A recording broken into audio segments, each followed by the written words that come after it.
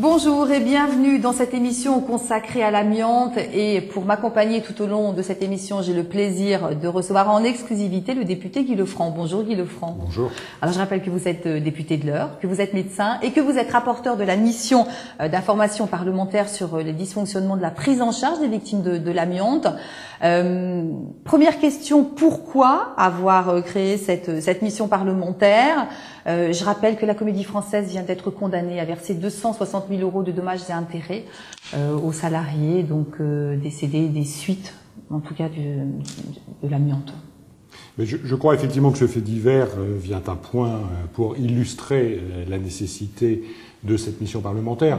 De nombreuses missions sur l'amiante ont déjà été réalisées, qui ont donné lieu à des rapports importants, notamment le rapport Le Garec en 2006. Nous avons, nous, une mission qui nous a été confiée par la Commission des affaires sociales de l'Assemblée, qui est spécifiquement dédiée au dysfonctionnement de la prise en charge des victimes de l'amiante. Donc quelque chose de bien ciblé.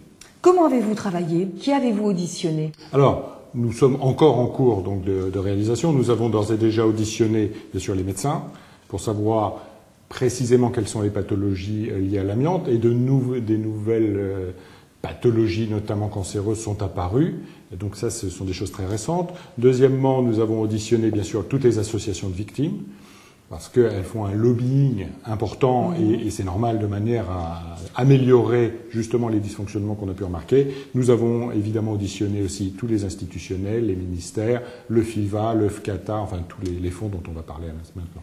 Alors dites-moi, concernant la prise en charge médicale, pour qui? Quel suivi? Les recommandations? Qu'est-ce que vous pouvez nous en dire? Alors, les dernières conférences de consensus concernant les problèmes de l'amiante datent de 1999. Donc, réalisées à l'époque, parce qu'elles devaient devenir l'HAS, elles vont être prochainement réactualisées. Il apparaît aujourd'hui nécessaire que le scanner soit en première ligne dans le dépistage et la prise en charge et le suivi des victimes de l'amiante. Ce qui pose problème aujourd'hui, c'est quelles victimes on va suivre, enfin quelles personnes potentiellement touchées on va suivre, à quelle fréquence. Est-ce qu'il est important de faire un scanner tous les ans, tous les 5 ans, tous les 10 ans, avec les risques de rayonnement ionisant?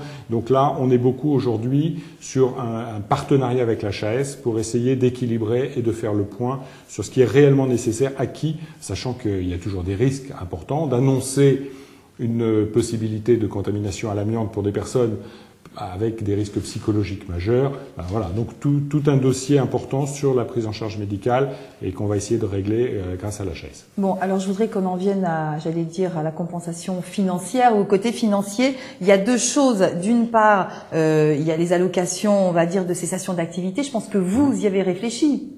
Alors, il existe effectivement aujourd'hui deux secteurs de prise en charge pour les victimes de l'amiante. D'une part, le FCATA, le Fonds de compensation de cessation anticipée d'activité pour les personnes qui ont été en contact avec l'amiante. L'idée étant que ces personnes ont potentiellement une espérance de vie raccourcie, donc elles doivent pouvoir s'arrêter plus tôt et bénéficier pour ça de fonds spécifiques.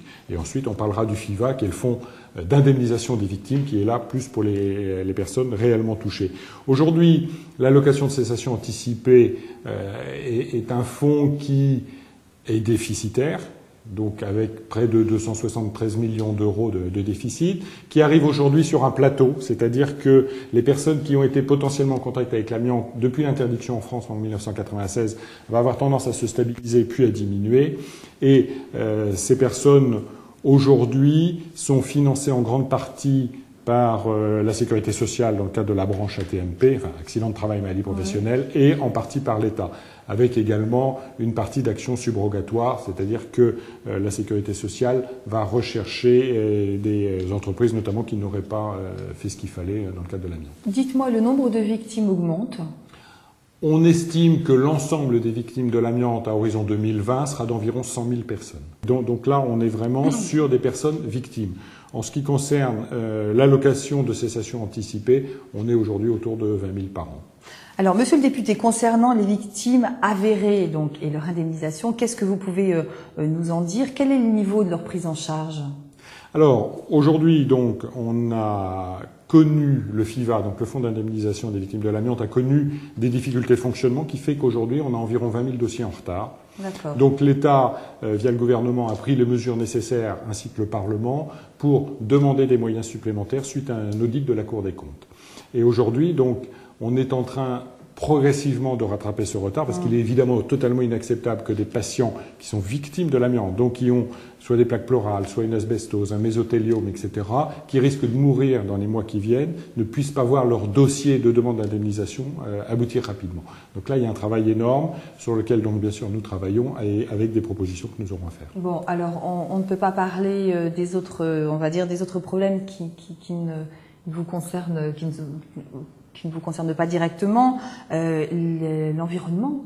Alors, bien sûr, l'amiante environnementale, c'est quelque chose de très important. Et aujourd'hui, il y a un problème, c'est l'environnement extérieur, notamment en Nouvelle-Calédonie et en Corse, avec ces roches amiantifères qui larguent de l'amiante en permanence dans l'atmosphère, avec des doses donc 10 à 100 fois supérieures à ce qu'elles devraient être. Il y a l'amiante dit environnementale dans les bâtiments, puisqu'on est tous aujourd'hui sur des bâtiments dont beaucoup possèdent encore de l'amiante. Et on est aussi, suite au rapport de l'AFSET, en train de travailler sur les fibres courtes et les fibres fines, puisque jusqu'à présent, seules les fibres longues étaient prises en charge.